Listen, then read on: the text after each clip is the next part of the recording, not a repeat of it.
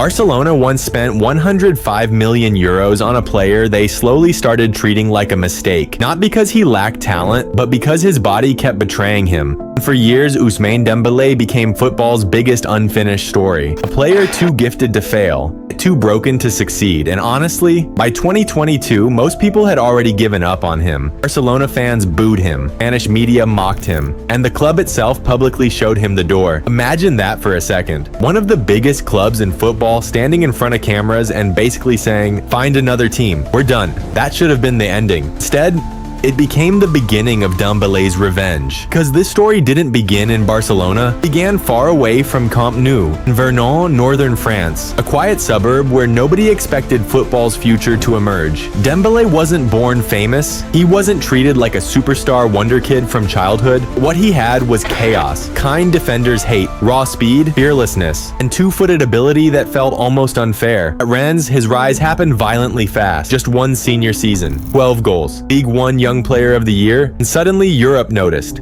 Dortmund moved first, 15 million euros. Honestly, that transfer changed everything, because Germany saw the version of Dembélé Barcelona would later dream about. Explosive, creative, unpredictable. One season, 10 goals, 22 assists, DFB Pokal champion, Bundesliga Rookie of the Year. At 19 years old, he looked like football's next superstar. And then football changed overnight, because in Spain, PSG detonated the market, 222 million euros. Neymar to Paris. Barcelona were shocked, panicking, desperate. They had money, but no replacement. And when clubs panic, they overspend. Barcelona saw Dembélé and believed they found the future. A player who could inherit the impossible, replacing Neymar, so they paid 105 million euros, plus 40 more in bonuses. That moment, the second biggest transfer in football history. The pressure became enormous before he even kicked a ball. And strangely, started beautifully. Debut, assist, excitement everywhere. Maybe Barcelona had found their answer. Then came match number 3, and everything collapsed. Hamstring rupture. 4 months gone. Just like that, the dream paused before it even began. And the cruel part? That injury wasn't the last, it was the beginning. Because Dembélé's Barcelona career became trapped inside hospitals and recovery rooms. Every comeback felt temporary. Every smile carried uncertainty. 11 days after returning, injured again. And over time, the pattern became impossible to ignore. Between 2017 and 2022, Dembélé missed more than 100 matches.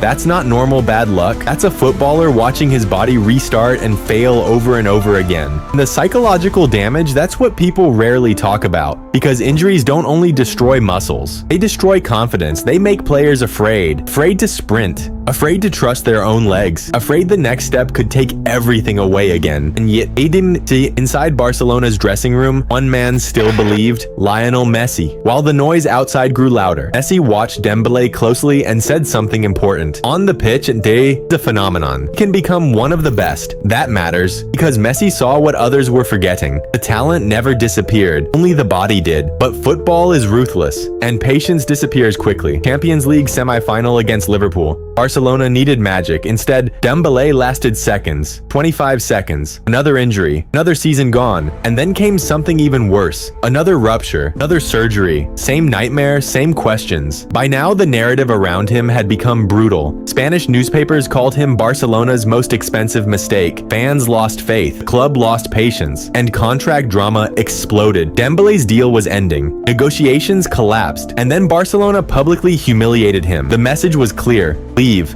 Nobody expected what happened next. Because while chaos surrounded him, Dembélé suddenly started playing his best football. 13 assists in 21 appearances. The same player people called finished suddenly looked alive again.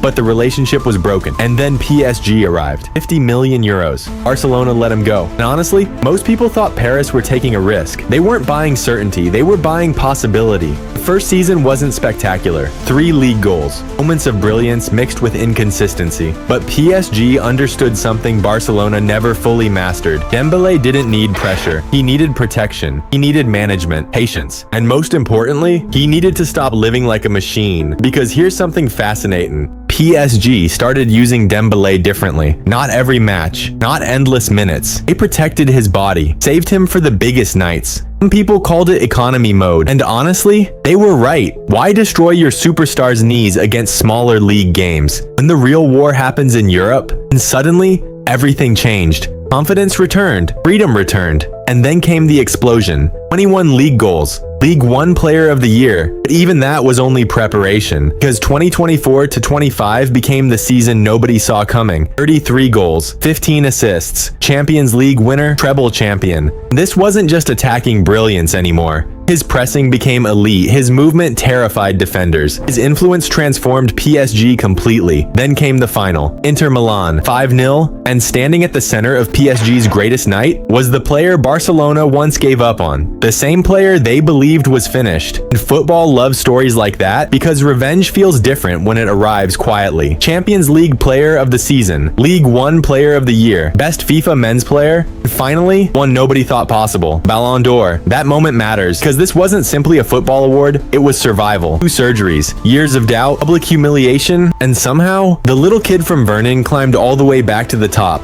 Messi once said Dembélé could become one of the best. He was right. He just didn't tell us how painful the journey would be. And now, another question appears. If Dembélé wins again, if PSG conquer Europe once more, if France win the World Cup, could football witness something it hasn't seen since Messi and Ronaldo ruled the sport? Back-to-back Ballon d'Ors, maybe. But then comes the uncomfortable question. After everything that happened, could that actually be fair?